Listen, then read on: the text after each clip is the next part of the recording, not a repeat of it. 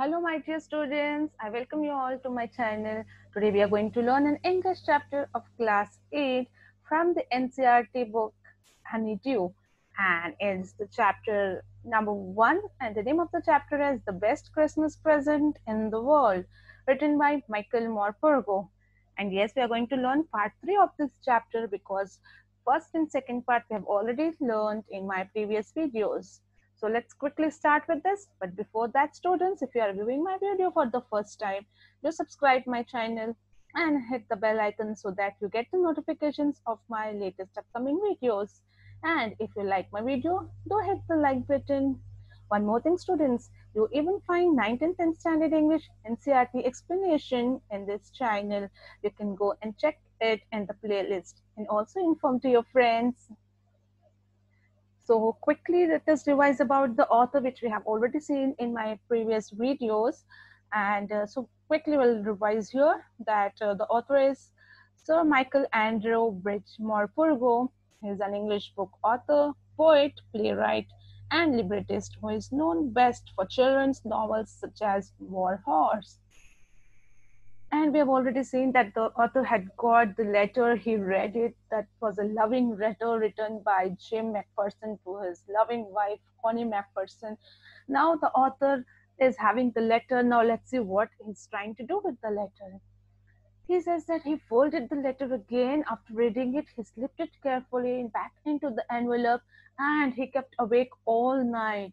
He was just thinking and he knew what to do the next morning. So as soon as it was the next morning, he drove into Bridgeport, which was just few miles away.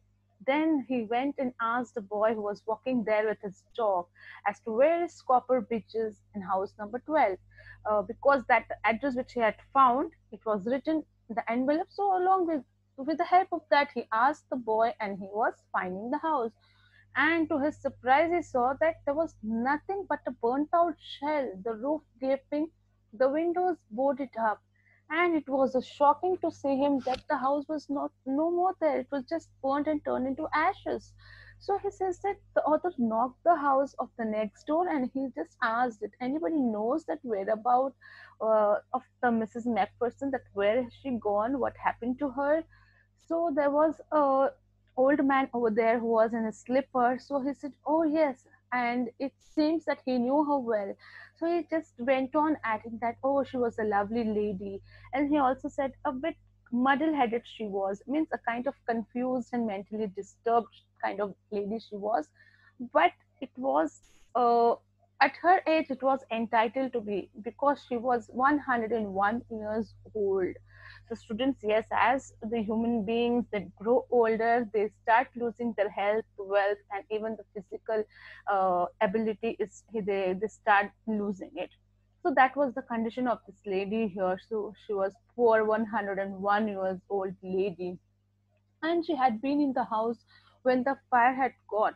But nobody exactly knew, he said, what was the cause of the fire, but it had just guessed that because maybe it might be because of the candles which was burning inside. And he also added that she preferred using candles instead of electricity because she always thought that electricity was too expensive for her. So that was her idea, her thinking, and that's the reason she used to use the candles there. Then he says, anyhow, the fireman had got her out just in time, and she is now staying in a nursing home, which is in Burlington House on the Dorchester Road, which is on the other side of the town. So this old man, he gave the complete address and the introduction of the lady and where she would be found. So author just started for the nursing home. Now, when he found Burlington House nursing home, it was easy to find it. And then he saw that it was full of paper chains lined up to light it with the Christmas tree, and stood in the corner with a lopsided angle on the top.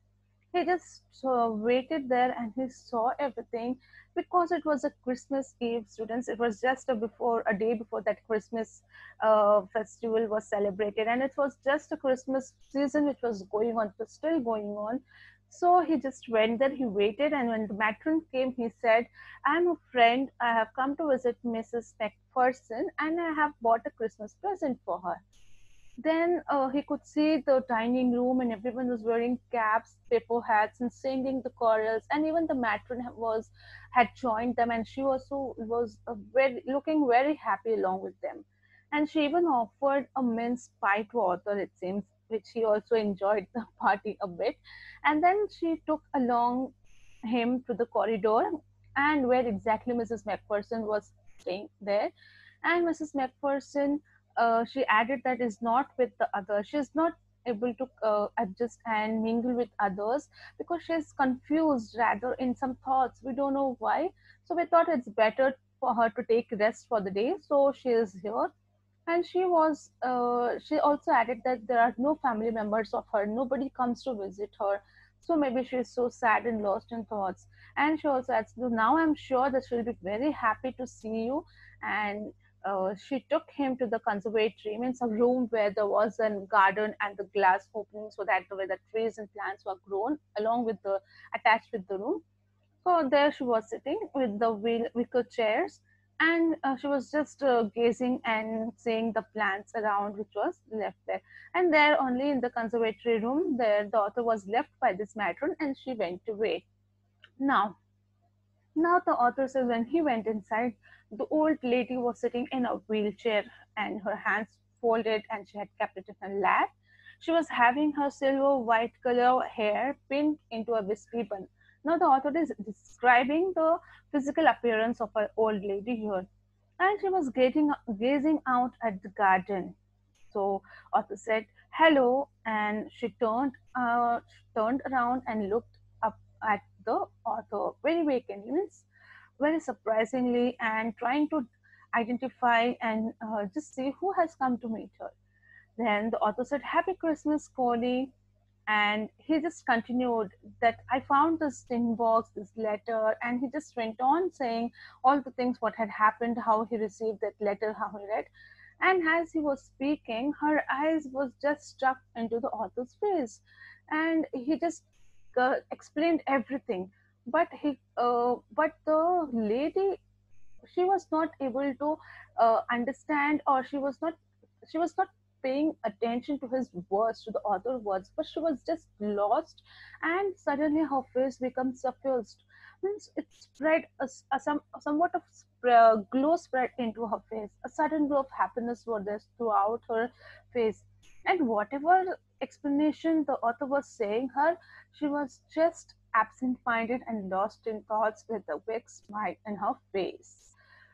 So the author says that for a while she said nothing. She just stared and gazed at me, and she stroked the letter tenderly with her fingertips. She took it, and suddenly she reached out to the author and took his hand in her hand, and her eyes were filled with tears now, the emotional tears of like meeting your friends or some loved and dear ones after many years or after a long time.